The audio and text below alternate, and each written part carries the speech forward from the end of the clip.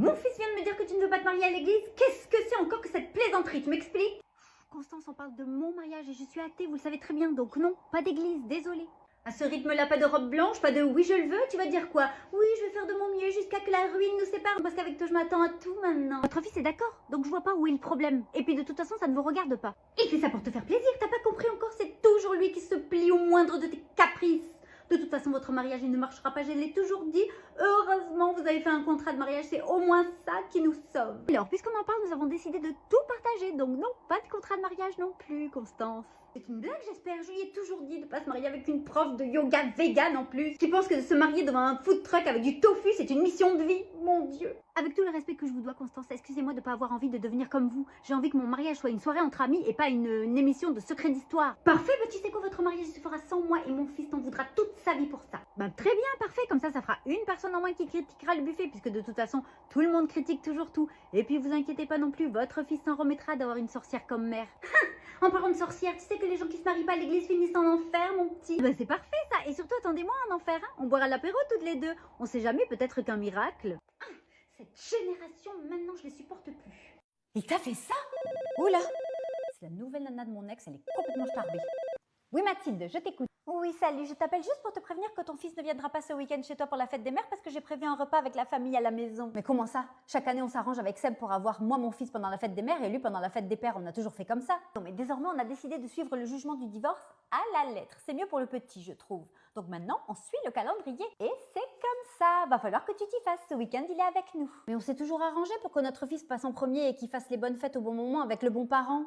Oui, ben écoute, maintenant ça va changer, hein. Un jugement a été rendu, donc va falloir suivre ça. Ça suffit là, vos petits arrangements, maintenant que je suis là. Vous n'êtes pas des amis, à ce que je sache. Donc des arrangements, il n'y en a plus. Mais ça fait que 6 mois que t'es avec Seb, tu rigoles.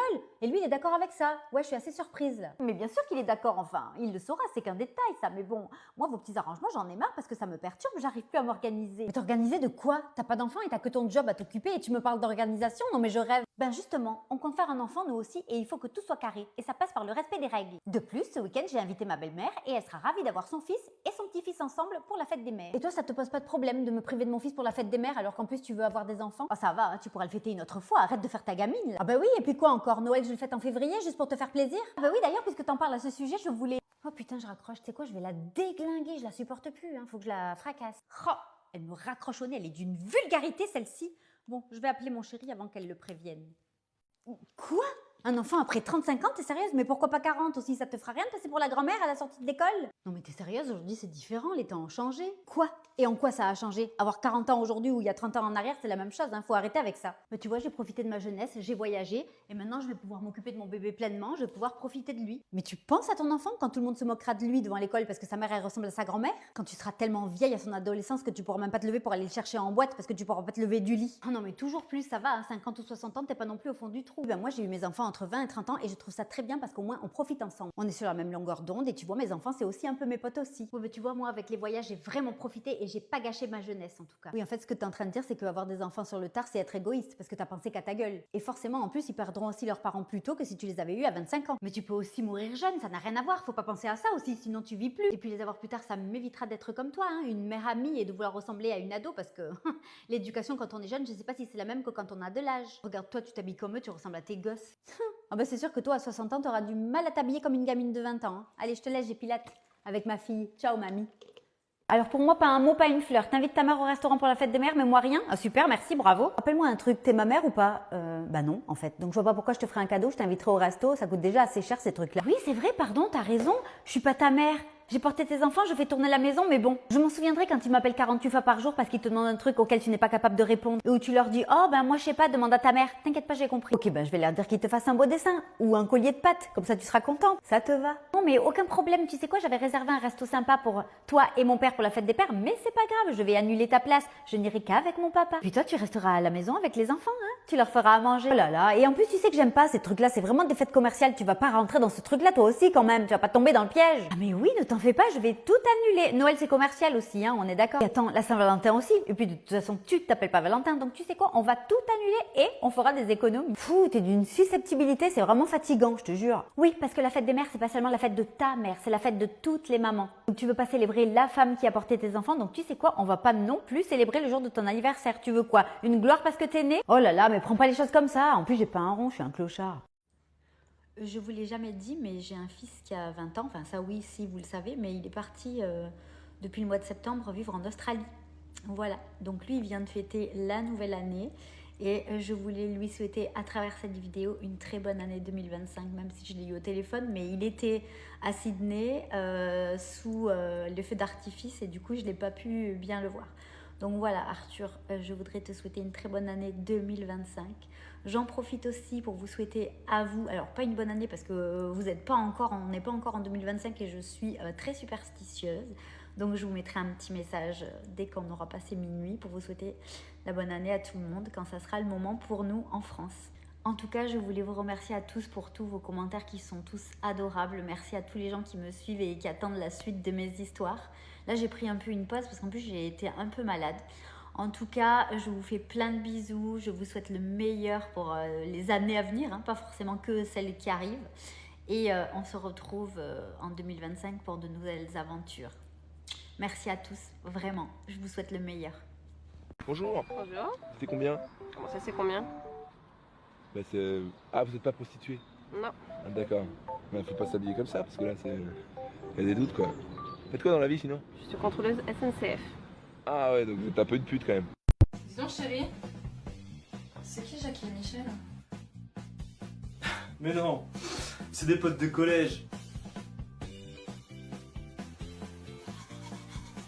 Fait des enfants, tout ça, la vie? Non, pas d'enfants. Non, pas d'enfants. Deux chats et deux Deux poules. Et des poules? Oui, Qui s'appellent? Jackie et Michel. Oh non. C'est pas vrai. Non, c'est pas vrai. Chérie, je peux te poser une question? Oui, oui, vas-y, bien sûr, je t'écoute. Avec combien d'hommes t'as dormi avant moi? Aucun, mon chéri, juste toi. Non, c'est vrai? Ah oui, oui, oui, je te jure, avec les autres, je dormais pas. Bonsoir mon amour, tiens c'est pour toi. T'as pensé à nos 3 ans? Ah non, pas du tout, ces fleurs c'est pour me déculpabiliser d'avoir chopé une meuf en boîte hier soir. Ah! Je t'aime.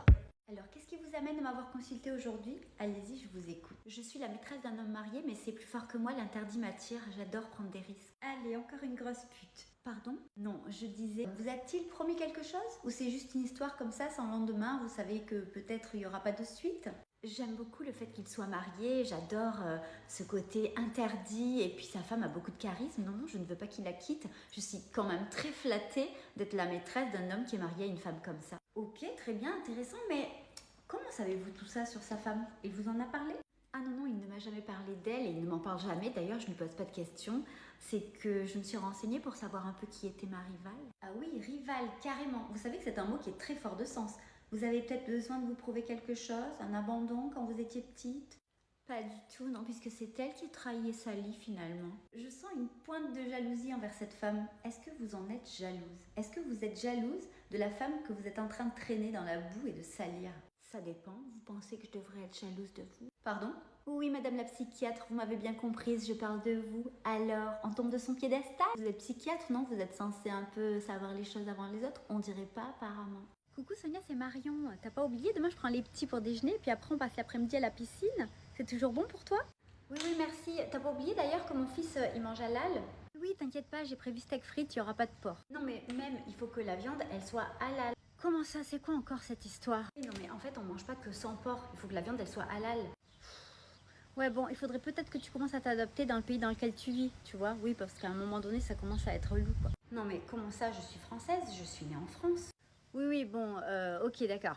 Du coup, moi, je fais quoi avec mes steaks hachés? Parce que ça résout pas mon problème, en fait. Ouais, ben, si tu veux, je passe chez mon boucher et je te prends un steak pour mon fils. Ben, je peux prendre aussi pour le tien parce que vous pouvez en manger.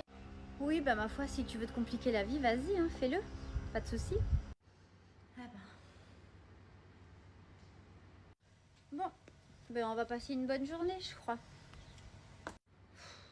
Ah ben, tu vois, elle, je la pensais pas comme ça.